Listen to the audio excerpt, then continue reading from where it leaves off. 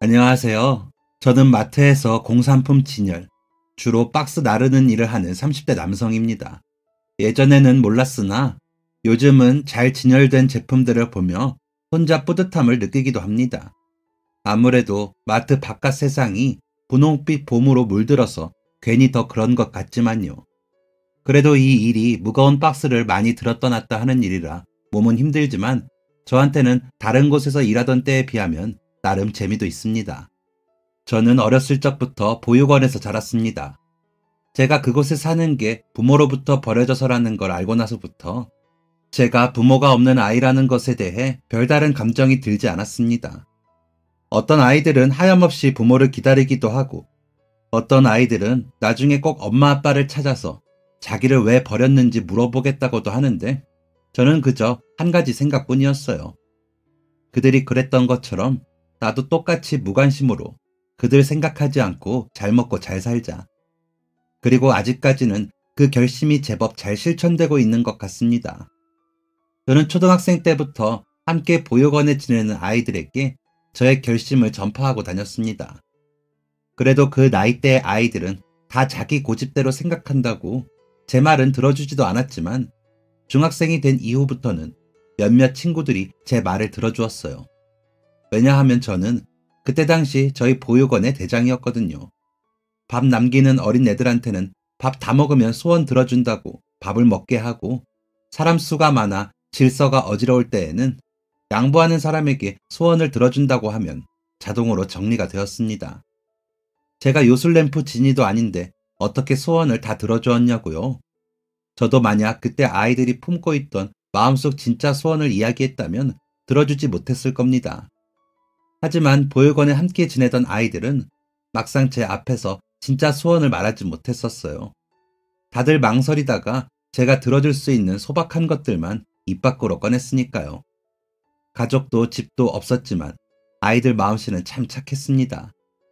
저희는 서로가 그런 서로에게 마음씨 착한 가족이고 따뜻한 집이었습니다.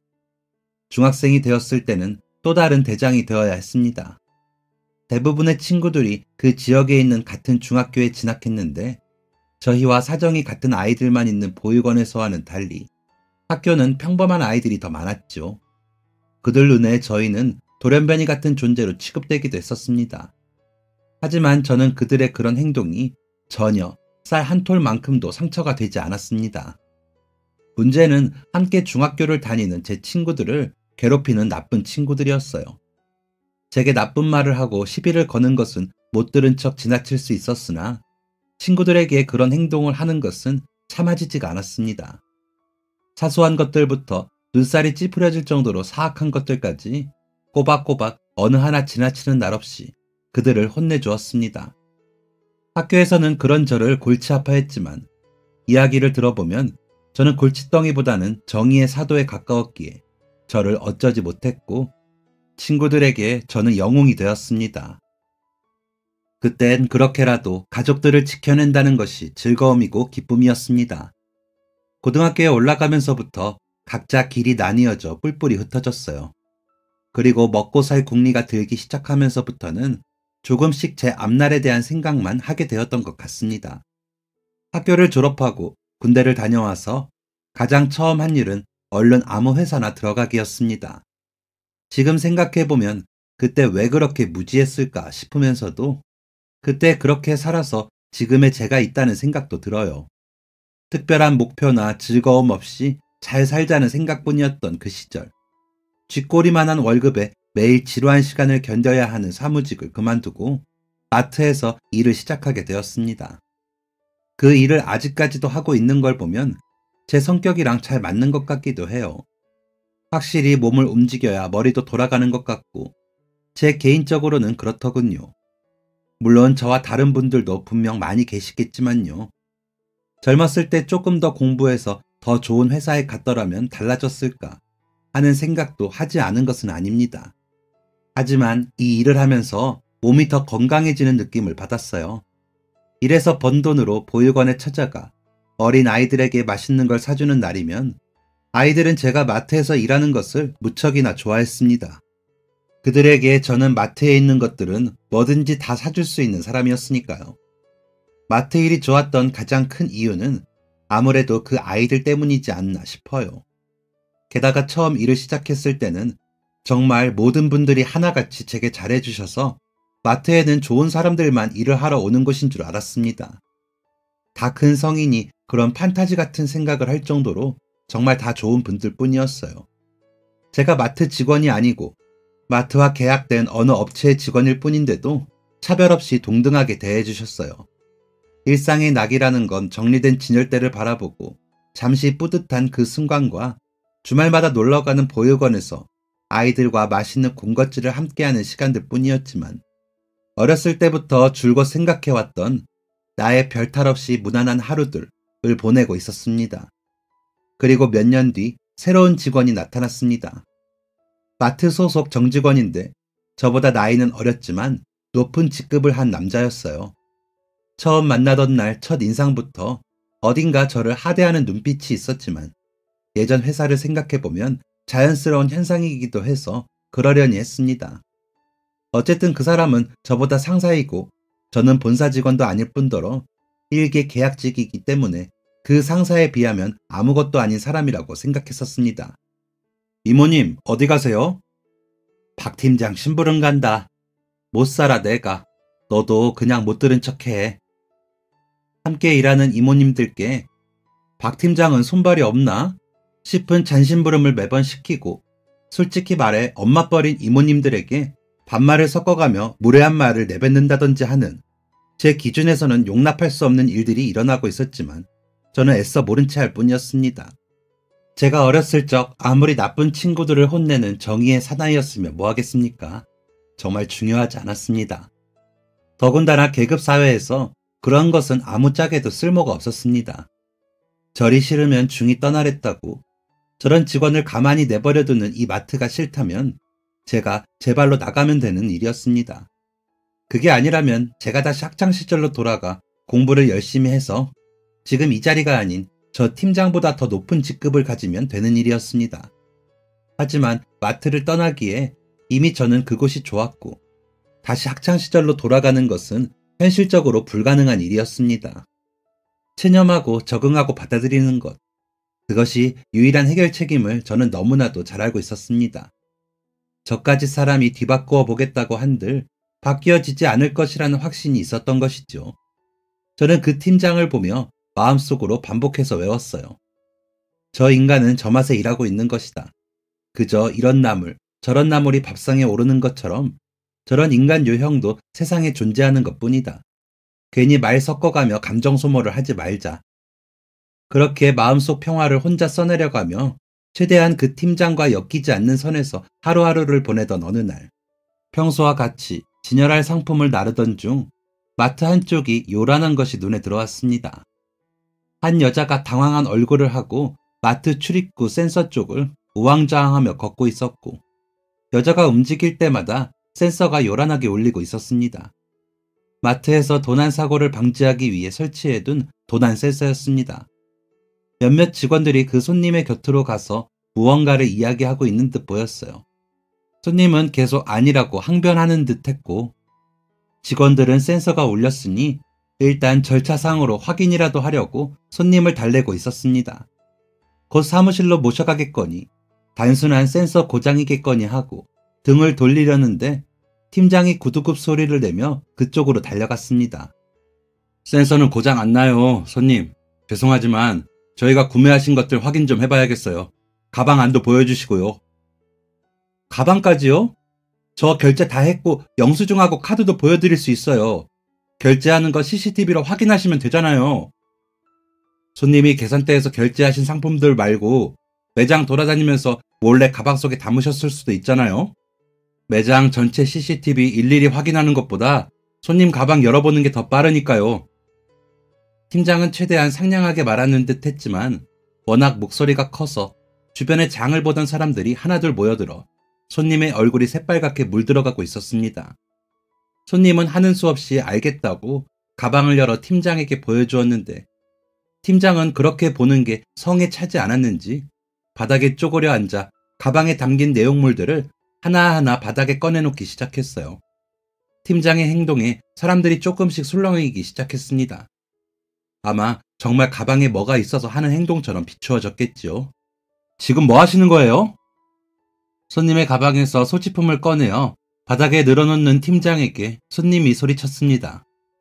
바닥에는 화장품이나 지갑뿐만 아니라 여성 용품까지 꺼내어져 있었어요.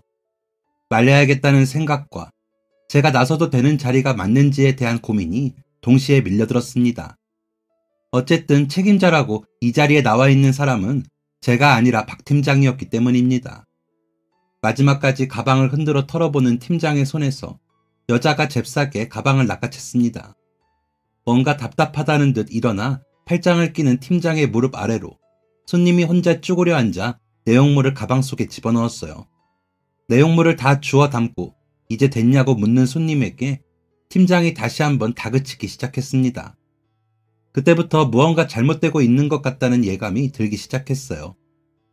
단순히 제가 박 팀장이 마음에 들지 않아서, 평소에 좋은 사람으로 생각하고 있지 않아서 더 색안경을 끼게 되는 건가 하는 생각도 들었지만 분명히 그 상황은 찝찝했습니다.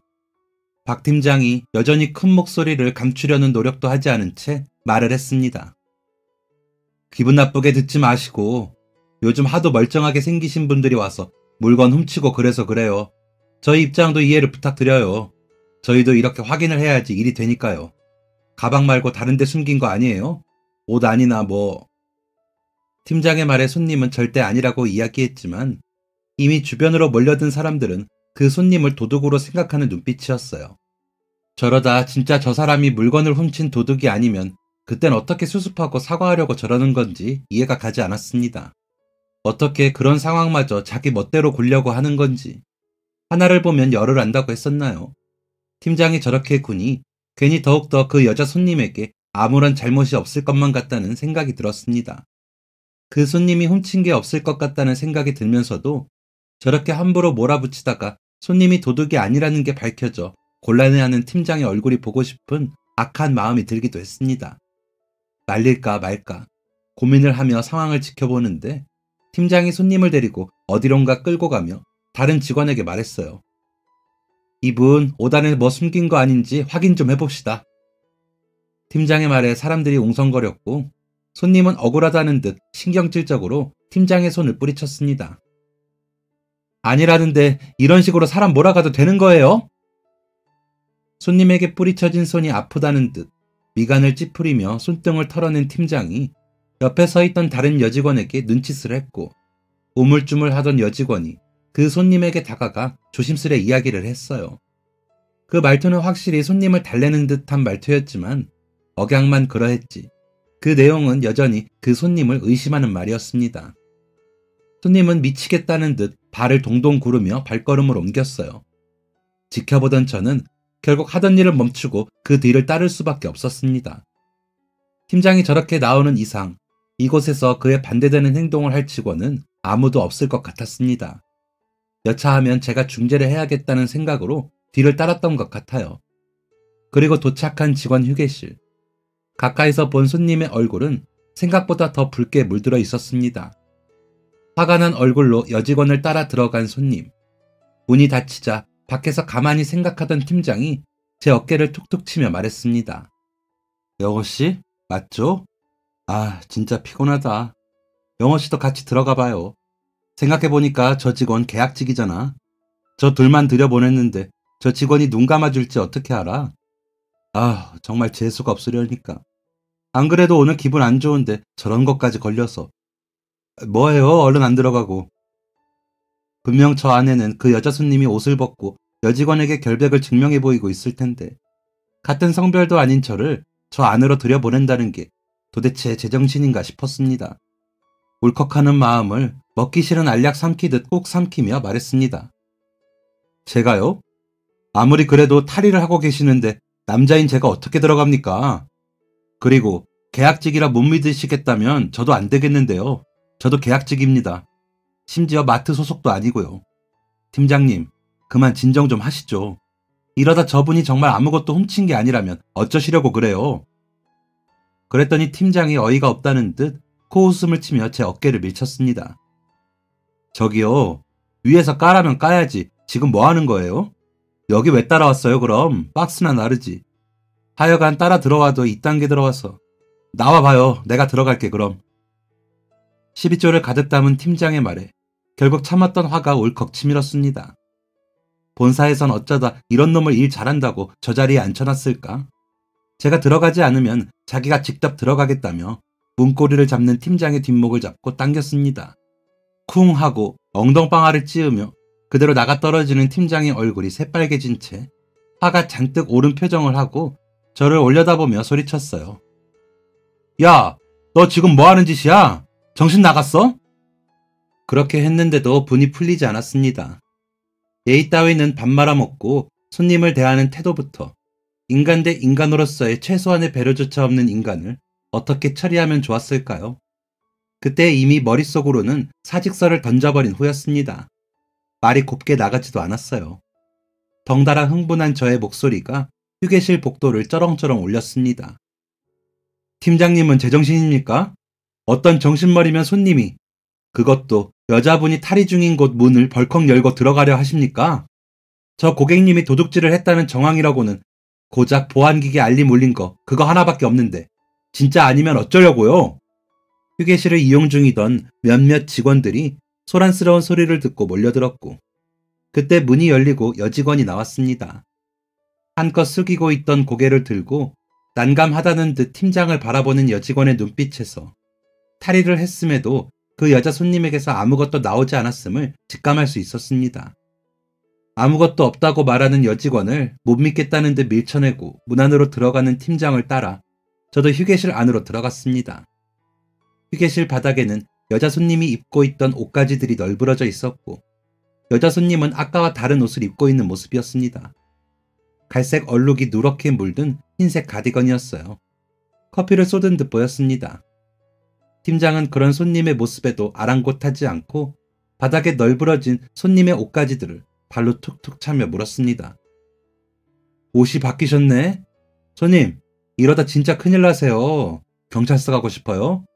저 직원이 같은 여자니까 그냥 한번 봐주겠다고 하던가요? 팀장님, 그만하시죠 진짜. 제가 말리려고 말을 하던 그때였습니다. 눈가가 촉촉해진 얼굴로 갈아입은 옷에 단추를 마저 여미던 손님이 손에 들고 있던 영수증을 팀장의 얼굴에 던졌습니다. 힘없이 팔라기는 작은 종이 조각이 팀장 얼굴 가까이에 가서 닿지도 못하고 바닥으로 떨어졌고 손님은 말했습니다. 이거 다 환불할 거예요. 그 말을 듣고 보니 이 옷이 저희 마트 안에 있는 옷가게 제품이라는 것을 알 것 같아 영수증을 급하게 주워들었습니다. 다 여기서 산 옷들이니까 환불해달라는 손님의 목소리가 재차 들려왔고 저는 그대로 그 자리에 무릎을 꿇을 수밖에 없었습니다. 영수증 너머 손님이 벗어놓은 새 옷들 사이로 미처 제거되지 못한 도난 방지 택이 눈에 들어왔기 때문입니다. 눈을 의심하며 옷을 집어들고 재차 확인했지만 단추같이 생겨 자칫 혼돈할 수 있는 그 작고 동그란 물체는 분명 도난 방지 택임이 틀림없었습니다. 예상하건대 옷가게 직원이 실수로 제거하지 못하고 그냥 들인 것 같았어요. 명백한 우리 측 잘못이었습니다. 그것도 제대로 확인하지 않고 끝까지 손님을 하대한 팀장이 멍청하고 한심했어요. 저는 꿇어앉은 무릎을 다시 바로 하지도 못한 채 문제의 그 옷을 손에 쥐고 손님에게 사과를 드렸습니다. 차마 고개를 들고 얼굴을 바라볼 수도 없어서 하염없이 손님의 발끝만 바라보면서요. 짐을 다 뒤지고 옷까지 벗어 보이면서 수치스러움 속에 결백을 증명했는데 고작 직원 실수로 일어난 일이었다니 이야기를 들으면 손님이 얼마나 억울하고 화가 나실까 죄송하고 걱정되었습니다. 손님, 정말 죄송합니다. 여기 옷에 도난 방지택이 붙어 있어서 기계가 울린 것 같아요. 손님이 황당하다는 듯 한숨을 쉬는 소리와 당황한 팀장의 되묻는 소리만 휴게실 안을 채웠습니다. 영수증과 옷에 붙은 도난 방지택을 번갈아 바라보던 팀장이 절규하듯 무릎을 꿇었습니다. 죄송합니다. 제가 여기까지는 미처 생각을 하지 못하고 죄송합니다. 손님, 죄송합니다. 그러게 제가 아니라고 몇 번이나 말씀드렸잖아요. 팀장의 사과에 손님이 맞받아치듯 대답을 하셨고 다행히 싹싹 빌 모양인 팀장을 보며 한숨을 돌리던 그때 손님의 말을 듣고 팀장이 손님에게 매달리듯 양손을 붙잡기 시작했습니다. 어머, 왜 이러세요? 손님의 당황한 목소리가 제법 크게 울렸어요. 그의 질세라 더 큰 목소리로 손님의 손을 잡고 늘어진 팀장이 죄송하다는 말을 반복해서 하기 시작했습니다.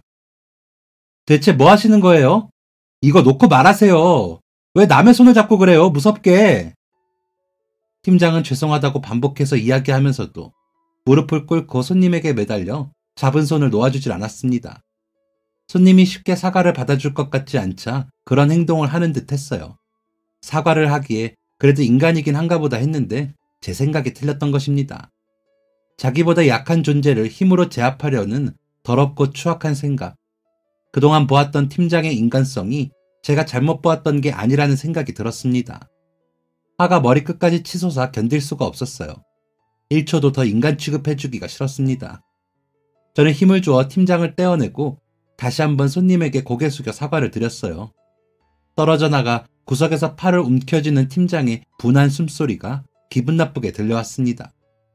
그제야 뒤늦게 연락을 받고 달려온 실장님 두 분이 문을 열고 들어오셨고, 한 분은 고객님에게부터 사과를 드리고 한 분은 팀장님에게부터 상황 설명을 듣게 되셨습니다. 저는 팀장이 사실대로 이야기를 전했는지 옆에서 두 눈을 부릅뜨고 지켜보았어요. 이윽고 실수를 한 옷가게 직원까지 한자리에 모였고, 사과를 하는 직원의 옆에서 매니저라는 사람이 말하기를 아직 일한 지 얼마 안 된 직원이라 실수를 했던 것 같다며 다 제대로 교육하지 못한 저의 불찰이라고 고개를 숙였습니다. 정말 안타깝고 마음이 좋지 못한 순간이었습니다. 하지만 이미 화가 잔뜩 나 있을 법한 상황인데도 손님은 덜덜 떨리는 목소리를 감추기 위해 숨을 고르며 차분히 말씀하셨어요. 아니요, 직원분도 매니저님도 사과하실 것 없어요. 여기 다른 직원분들도 저한테 사과하실 필요 없고요. 물론 도난 기계가 울렸으니 저를 의심하시는 건 다 이해해요. 하지만 꼭 이렇게까지 하셨어야 했는지 저분한테 묻고 싶어요. 저 그냥은 못 넘어가겠어요. 어떡하실래요? 설마 뭐 하는 곳인지도 모르는 이런 공간에서 모르는 사람 앞에 세워두고 죄인처럼 옷 다 벗게 만들어 놓고 죄송합니다 한마디로 책임지려는 건 아니죠? 여기 이 직원분이 옷에서 도난방지 택 붙어있는 거 확인 못하셨더라면 저는 저 마트 문을 나서는 순간까지도 도둑 취급받는 시선을 견뎌야 하고 수치스러운 마음으로 나서야 했을 거 아닌가요? 손님의 말에 실장님은 꼭 그에 맞는 합당한 징계나 해고 처리를 진행하겠다고 고객님에게 다시 한번 사과를 하셨고, 어느 정도 정리된 상황에 다 함께 휴게실 밖을 벗어났습니다. 문 밖에서 기다리고 있던 계약직 여직원이 제게 어떻게 됐느냐고 물어오더군요. 상황을 다 설명해주고 나니 가슴을 쓸어내린 직원이 난감하고 죄송해서 어떡하느냐고 발을 동동 굴렀습니다. 그때 마지막으로 휴게실에서 나온 고객님이 저희를 발견하고 앞에 멈춰 섰어요. 울다가 나오신 건지 콧잔등이며 눈가가 붉게 물들어 있었습니다. 냅다 고개를 90도로 숙인 직원이 큰 소리로 고객님에게 사과를 했습니다. 죄송합니다. 그제야 주변에서 호기심에 자리를 떠나지 않고 있던 손님들이 눈에 들어왔어요. 아, 손님이 이대로 소리 없이 저들 사이를 지나간다면 끝까지 도둑으로 오해받을지도 모르겠다. 저는 고개 숙인 직원을 따라 똑같이 90도로 허리를 굽히고 큰 소리로 말했습니다. 고객님, 죄송합니다. 저희 직원 실수였습니다. 죄송합니다. 모두가 들으라는 듯 큰 소리로 사과를 드리던 그 순간에 웅성거리는 사람들로 인한 창피함은 눈꼽만큼도 없었습니다. 그저 못난 팀장을 둔 죄로, 못난 단체에 속했다는 죄로 대신해서 진심 어린 용서를 구하고 싶었어요. 많은 사람들 틈에서 순식간에 도둑으로 오해를 받고 얼마나 성가시고 난감했겠습니까? 그렇게 손님은 괜찮다며 손을 흔들고 또각또각 출입구로 멀어졌습니다. 그런데 잠깐의 해프닝이 끝이 나고 이제 제 자리로 돌아가서 남은 업무를 마무리하기 위해 발걸음을 돌리던 그때 멀어지던 발걸음 소리가 다시 가까워지더니 그 손님이 저를 불렀습니다. 저기요, 직원분. 제 누명 풀어주신 게 고마워서 그런데 몇 시에 퇴근하세요? 밥 사드릴게요. 갑자기 다시 돌아와 제게 밥을 사주겠다는 손님의 말을 저는 왠지 사양할 수가 없었습니다. 평소에 저라면 끝내 사양했겠지만 오늘아 잔뜩 붉어진 눈가와 콧잔등이 자꾸 마음에 걸렸거든요. 처음부터 팀장을 더 강하게 말리지 못한 저의 불찰인 것만 같았습니다. 얼떨결에 약속 장소를 정하고 다시 업무를 보던 중 실장님으로부터 연락을 받고 사무실로 찾아갔습니다. 그곳에서 저는 팀장이 꼭 해고될 수밖에 없도록 그날 있었던 모든 일을 말씀드렸어요. 그렇게 일을 마무리하고 약속 장소로 나가서 다시 만난 손님은 좀 전과는 달리 아주 밝은 얼굴을 하고 저를 반겨주셨습니다. 괜히 어색하고 불편한 마음이 들 정도로 말이지요. 그리고 어색한 분위기 속에서 밥을 먹다 그 손님의 입에서 나온 말에 저는 그 자리에 얼어붙을 수밖에 없었습니다. 나 기억 못하겠어? 밥 먹는 내내 고개를 숙이고 밥그릇만 내려다보고 있었는데 그제야 얼굴을 자세히 들여다보게 되었거든요. 기억 못하겠냐는 질문에 당황해서 얼굴을 들여다보다가 그만 칠칠 맞지 못하게 밥 먹던 숟가락을 떨어뜨리고 말았습니다. 경황이 없어 그전까지는 전혀 눈치채지 못했는데 손톱 달처럼 둥글게 휘어진 눈매와 한쪽으로 쏙 파고든 보조개 같은 것들이 놀랍도록 어디서 많이 본 얼굴이더라고요. 기억 못하겠나 봐. 그럼 잠깐 눈 좀 감고 있어. 기억이 날 듯 말 듯한 제가 답답했는지 손님은 저더러 잠시 눈을 감아보라고 했습니다. 왜 눈을 감으라고 하는지가 궁금하기보다는 대체 누구기에 저를 알고 있는지가 더 궁금했어요. 그리고 눈을 다시 떠보라는 손님의 말에 눈을 떴을 때 웃음이 빵 터져버리면서 기억 속 퍼즐 조각이 맞춰졌습니다. 앞니에 검은 김조각을 붙이고 희죽 웃어 보이는 그 얼굴은 영락없는 내 친구 희진이었습니다. 놀라기도 했지만 반가운 웃음이 먼저 새어나왔습니다. 너 앞니 생겼구나? 제 말에 희진이는 혀로 김을 떼어 먹으며 약 오른다는 듯한 표정을 지어 보였어요. 이런 곳에서 이렇게 다시 만나게 될 줄은 정말 몰랐습니다. 그도 그럴 것이 희진이는 제가 어릴 적 지내던 보육원에서 같이 자랐던 아이였습니다. 명랑하고 밝은 성격에 남자아이 여자아이 할 것 없이 두루두루 잘 지내던 성격이었어요. 보육원에서는 희진이만큼 밝은 아이가 없었습니다. 어렸을 때부터 그런 희진이와 서로 참 많이 장난치며 자랐던 기억이 나거든요. 하지만 희진이의 그런 모습은 보육원 안에서만 볼 수가 있었습니다. 학교에 가면 부모가 없는 아이들보다 부모가 있는 아이들이 압도적으로 더 많았으니까요.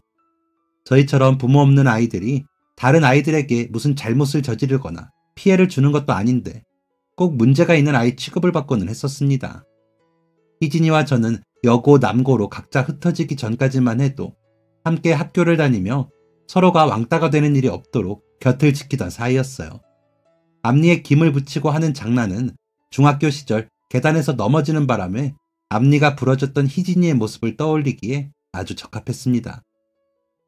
영호, 너 어렸을 때 학교에서도 나 엄마 아빠 없다고 친구들이 놀릴 때 앞니 없다고 애들이 괴롭힐 때 매번 나타나서 혼쭐을 내줬었잖아. 그때 참 든든했는데 오늘 너 그 팀장이라는 직원한테 하는 거 보고 참 영호 닮았다 생각했거든. 그러고 나서 자세히 보니까 영호를 닮은 게 아니라 진짜 영호인 거야. 갑자기 예전에 그 든든했던 마음이 다시 차오르면서 잠깐이나마 정말 든든했어. 고마워. 다 큰 어른이 되어서도 너한테 이렇게 도움을 받을 줄은 몰랐는데 영호, 너는 여전히 곤란한 사람들을 도우면서 살고 있구나. 희진이도 어렸을 적 기억이 많이 남아있는지 예전 일을 회상하며 제게 말했어요. 덩달아 저도 추억에 잠겨 잠시나마 어렸을 때로 돌아가는 듯 했습니다. 한참 서로의 근황을 주고받다가 이렇게 다시 만나게 된 거 종종 연락하고 지내자며 희진이가 명함을 내밀었습니다. 햇살 공방이라고 쓰여진 그 명함에는 작은 글씨로 희진이의 이름이 적혀 있었고 그 글자는 희진이가 그곳의 운영자임을 알게 했어요. 꺼내 보일 명함 한 장이 없어 갈 곳을 잃은 손은 애꿎은 희진이의 명함만 계속해서 쓰다듬을 뿐이었습니다. 햇살 공방, 이름도 예쁘네. 너하고 어울린다. 나는 뭐 너도 봤다시피 특별한 재주도 없고 직장도 여기저기 전전해봤지만 맞는 데가 없어서 제일 잘하는 게 몸 쓰는 거라 이렇게 마트 일을 하고 있어. 희진이, 너는 멋진 일을 하고 있었네. 멋있다. 진심으로. 괜히 움츠러드는 듯한 기분이 들었습니다. 오랜만에 어릴 적 친구를 만났는데 주고받을 명함이 없다는 게 이렇게 머쓱하고 민망한 일일 줄은 몰랐습니다. 좀 멋있게 살아볼 걸 하는 후회가 밀려들던 찰나 희진이는 햇살 공방이라는 가게 이름과 너무 잘 어울리는 햇살 같은 목소리로 제게 이런 말을 남겼어요. 영호, 너는 그 마음씨가 다른 사람들과 차별화되는 재주잖아. 어렸을 때부터 영호 네 도움 없이 큰 친구들이 없잖아. 우리 보육원엔. 그게 얼마나 대단한 재주야. 나도 이거 명함만 좋지. 아직 아무 수익이 없는 상태인데 뭐. 아, 대한민국에서 성공하기 이렇게 힘든 건 줄은 진짜 몰랐어. 그치? 아무것도 모르고 공부만 하던 학생 때로 다시 돌아가고 싶다. 성공하기 힘들다고 너터로 숨짓는 희진이의 뒤로 제 마음씨가 다른 사람들과 차별화되는 재주라는 말을 몇 번이고 다시 떠올렸습니다. 왜 희진이는 말하는 것까지 그렇게 재주가 좋은 건지, 다 커서 만난 소꿉친구가 괜히 가슴 설레어 그 마음을 들킬까봐 조마조마했습니다. 오랜만에 만난 친구가 듣기 좋은 소리를 해주니 그 상대가 남자이건 여자이건 가슴이 벅차고 괜히 쑥스러운 것은 자연스러운 현상이었어요. 그리고 제게 그런 말을 서슴없이 해주는 친구에게 그 친구 역시 잘 되기를 무조건 응원하고 싶었죠. 다음날 팀장이 해고 처리되었다는 소식을 전한다는 핑계로 희진이에게 연락을 했습니다. 그날 후로 저희는 아주 자주 만나서 밥을 먹었고요. 취미가 뭐냐고 묻는 희진이에게 딱히 대답할 말이 없어 머리를 굴리다 창문 밖에 사진관이 눈에 들어왔고, 잘 찍지는 못해도 찍는 걸 좋아한다며 사진이 취미라는 거짓말까지 늘어놓았어요. 자기네 공방에 놀러와서 함께 작품을 만들어 보자는 말에 두텁고 재주 없는 손으로 작고 아기자기한 소품들을 만들겠다고 씨름을 하기도 했습니다. 그런데 어느 날에 희진이가 소품을 만들다가 무심한 말투로 제게 말하더군요. 영호야, 너 근데 사진 찍는 게 취미라면서 한 번도 사진 찍는 꼴을 못 봤다? 거짓말이지? 사진 촬영이 취미라는 말. 내가 너를 모르니? 그런 걸 왜 지어내고 그래? 갑자기 허를 찌르는 희진이의 말에 등줄기를 타고 식은땀이 주룩 흐르는 기분이었습니다.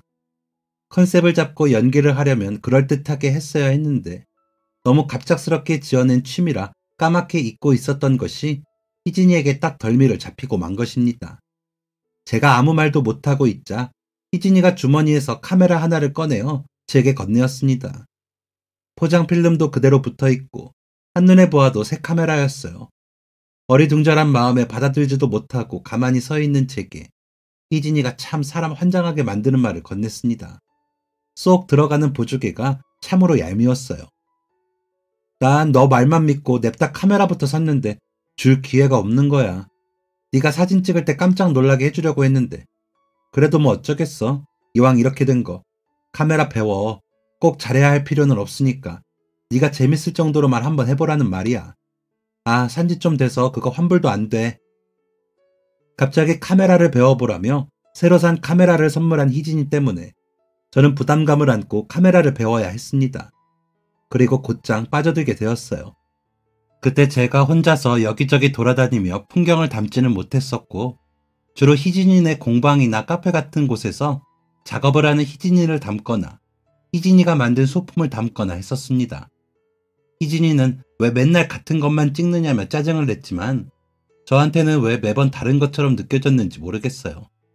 아무래도 그때부터 저는 희진이를 지독하게 짝사랑했는지도 모릅니다. 옆에서 무조건적인 응원을 하고 희진이를 힘들게 하는 것들은 제가 다 치워버리는 것만 하면 되겠다고 생각했었는데 사람 욕심은 참 끝이 없는 것이더라고요. 사랑을 이루고 싶다는 생각은 하루가 멀다 하고 커져갔습니다. 정말 마음은 간절했지만 혹여 고백을 했다가 희진이가 저와 같은 마음이 아니라면 영영 다시는 못 보게 될까봐 섣불리 고백을 하지도 못했었어요. 지금 다시 그때로 돌아간다고 해도 저는 똑같은 메일을 보내고 있었을 것입니다. 희진이를 쟁취하는 것보다 희진이의 곁에서 희진이의 든든한 편이 되어 오래오래 머무는 것이 더 행복하다고 믿었으니까요. 그래서 저는 정말 지독한 희진이 편이었습니다. 공방 운영이 어려워서 늘 좌절할 때마다 늘 무조건 잘 될 거라고 응원을 퍼부었거든요. 솔직히 누가 들으면 그냥 팔불출이하는 소리다 하고 넘길 정도로 조건 없는 응원이었습니다. 그리고 마침내 영호야, 이거 조회수가 왜 이래? 네가 조작한 거야? 조회수가 너무 많아. 사람들이 댓글도 쓰고 쪽지도 보내고 그랬네. 너 조작한 거 아니지? 나 너무 떨려. 저의 응원이 먹혔던 건지 희진이의 공방이 점점 번창하게 되었어요. 제가 희진이를 촬영해 두었던 사진과 영상들을 인터넷에 올리면서부터였습니다. 공방 홍보에 조금이나마 도움이 되었다고 생각하니 진심으로 기뻤어요. 영상을 보고 공방에 직접 와보고 싶다며 위치를 묻는 분들도 계셨고, 지방이라 너무 멀어서 직접 못 가는데 인터넷 구매는 안 되냐는 분들도 계셨습니다. 당황하고 잔뜩 긴장한 희진이를 대신해 저는 퇴근 후 밤에 잠을 줄여가며 인터넷 사이트를 만들어 판매를 시작했어요. 아기자기한 소품들을 하나하나 올려두고 나니 뿌듯함이 벅차 올랐습니다. 쪽지와 댓글로 질문을 하던 사람들이 기다렸다는 듯 구매를 해주셨고, 주말에는 공방 구경을 하러 온 손님들로 바빠서 제가 끼어들 틈이 없었어요. 물건을 만들고 파는 것에 이어 만드는 법을 배우고 싶어하는 손님들에게 강의를 시작한 지 3년째 되던 해, 희진이는 어느 누구 앞에서도 성공했다라고 말할 수 있을 만큼 멋진 사람이 되어 있었습니다. 그리고 그 해를 잊지 못하는 이유는 그렇게 멋진 여자가 그 해에 저에게 잊을 수 없는 선물을 했기 때문입니다. 좋아하는 사람이 생겼는데 그 사람한테 선물할 옷을 고르고 싶다고 같이 백화점에 가달라고 하더군요. 가슴이 아팠지만 왜 옆에 있는 나는 못 보느냐고 울어버리고 싶었지만 저는 희진이에게 그저 친한 친구일 뿐이었어요. 좋아하는 사람의 선물을 부담 없이 함께 고르러 갈 수 있는 편안한 친구. 최대한 친구로서 희진이를 돕기 위해 몇 번이나 마음을 가다듬으며 백화점을 돌아다녔습니다. 모든 선물을 다 고르고 밥을 먹으러 들어간 식당, 화장실에 다녀온다던 희진이가 자리에 돌아와 제게 내민 것은 그 전까지 백화점에서 함께 골랐던 그 옷이었습니다. 리본까지 묶어 정성스럽게 포장해왔던 그 쇼핑백이 왜 제 품에 있는 건지 실감이 나지 않았어요. 얼떨떨한 마음과는 달리 코끝은 시큰 저려오고 있었습니다. 무슨 말을 해야 할지 한 번도 상상해 본 적 없는 순간이라 그대로 뇌가 얼어붙은 것만 같았어요. 그런 제가 답답하지도 않은지 희진이가 먼저 얼굴을 붉히며 제게 말했습니다. 영호, 너라면 아마 죽을 때까지 나 좋아한다는 말 못하고 살 것 같아서 어떨 때는 심술이 나서 나도 죽을 때까지 말 안 해야지 하다가도 진짜 이대로 우리 둘 다 결혼도 못한 채 늙어가면 너무 웃기잖아. 영호, 너는 나쁜 사람들한테 혼내줄 땐 말을 그렇게 잘하다가 그렇지 않은 평소엔 말을 참 망설여. 특히 너에 관한 일들은 말이야. 너만 아프면 되고 너만 힘들면 된다는 생각인 것 같아. 남들이 아프고 힘든 것보다 너 자신이 그런 게 더 낫다고 생각하는 건지. 영호야, 이제 나한테는 그러지 마. 나는 이제 너랑 같이 아프고 같이 힘들어주고 싶어. 기쁨은 나누면 배가 되고 슬픔은 나누면 반이 된다잖아. 너는 늘 네가 재주 없고 별 볼 일 없는 사람이라고 말하지만 지금 내가 먹는 차, 내가 사는 집, 내가 입는 옷 모두 다 영호 네가 있어서 나한테 온 행운이야. 네가 기쁨을 나누어 준 덕분에 내게 배가 되어 온 것들이지. 그 하나하나를 만들어 나가면서 단 한순간도 난 영호 네 생각을 하지 않았던 적이 없었어. 우리 이 말 하기까지 너무 오래 걸렸다. 그치? 이제 우리 친구 말고 연인하자. 조곤조곤 떨리는 목소리로 마음을 고백하는 희진이의 보조개가 예쁘게 피어났습니다. 그렇게 저의 마음속에는 영원히 지지 않는 태양이 떠올랐어요. 따스하게 햇살을 내리쬐어주는 사랑스러운 태양이 말입니다. 그날 마트에서 옷가게 직원이 도난방지택을 꼼꼼하게 잘 떼어줬더라면 저희 두 사람이 이렇게 만나게 되는 일은 아마 없었겠지요. 저희가 결혼을 하던 날, 그 직원분을 꼭 초대하고 싶었는데 그러지를 못했습니다. 그만둔 옷가게 직원에게 다시 연락을 취할 방법이 없었거든요.